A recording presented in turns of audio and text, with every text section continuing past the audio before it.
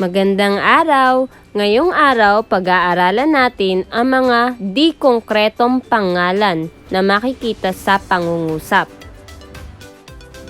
Sa araling ito, ang layunin ay nakikilala muli ang pangalan, natutukoy ang pangalang di-konkreto, nagagamit ang di-konkretong pangalan sa pangungusap.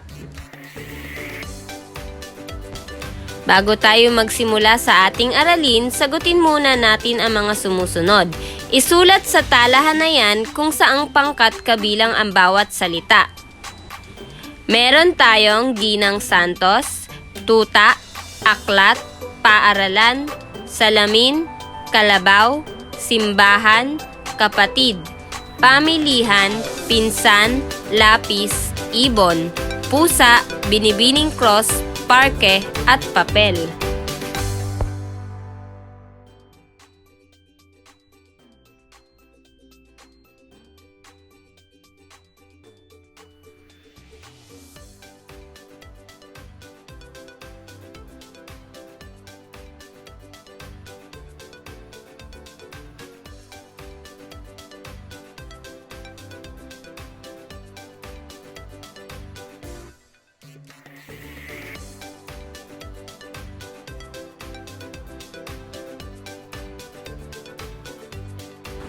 Pagpapakilala ng aralin.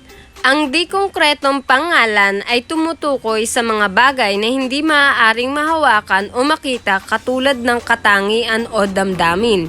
Ito ay tumutukoy sa kalagayan o kondisyon. Halimbawa, paggalang, pangamba, panganib, pinsala, kabayanihan, katipiran, katahimikan, pag-ibig.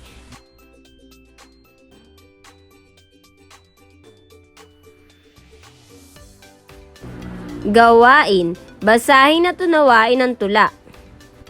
Sagutin ang katanungan. Ano sa palagay mo ang maaaring maibigay ng kuting sa atin? Ano kaya ang mararamdaman ng kuting tuwing mayroon siyang bagong kalaro?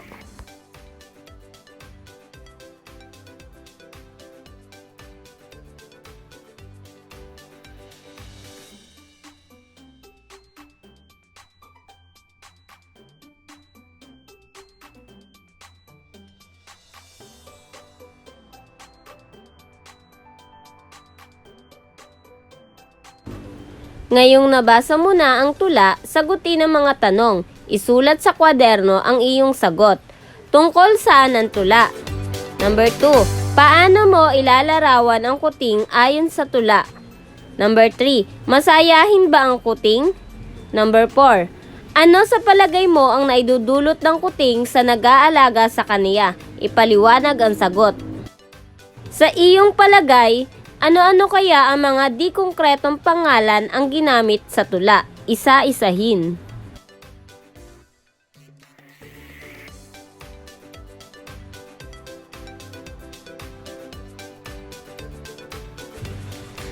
Tandaan, ang pangalan ay salitang tumutukoy sa ngalan ng tao, hayop, bagay, pook at pangyayari.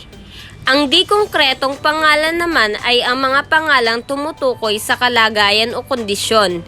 Ito rin ay tumutukoy sa mga bagay na hindi maaaring mahawakan o makita. Katulad ng katangian o damdamin, halimbawa nito ay kagandahan, katalinuhan, katipiran at iba pa. Upang lubos na maunawaan ng ating aralin, sagutin ang mga sumusunod. Isulat ang DK kung ang pangalan ay di konkreto at H naman kung hindi. Isulat ang sagot sapat lang. Number 1, kaibigan. Number 2, pagtitipid. Number 3, takot.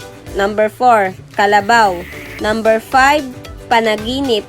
Number 6, halaman. Number 7, pagkaantok. Number 8, pagkain. Number 9, mangingisda. At number 10, kabayanihan.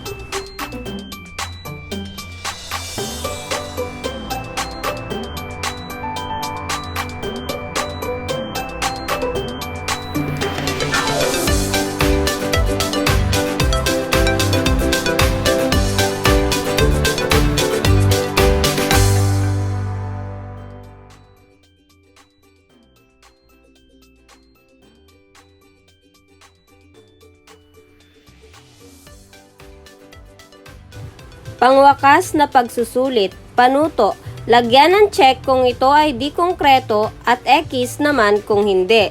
Number 1, kasiyahan. Number 2, COVID-19. Number 3, face mask. Number 4, katatakutan. Number 5, baso. Number 6, aklat. Number 7, pangamba. Number 8, pagmamahal. Number 9, kabayanihan. And number 10, lapis.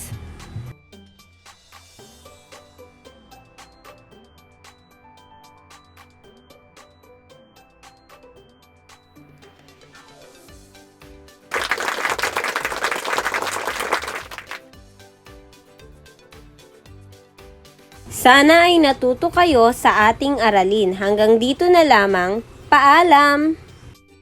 Huwag kalimutang i-click ang subscribe button at notification bell upang maging updated kayo sa aking channel.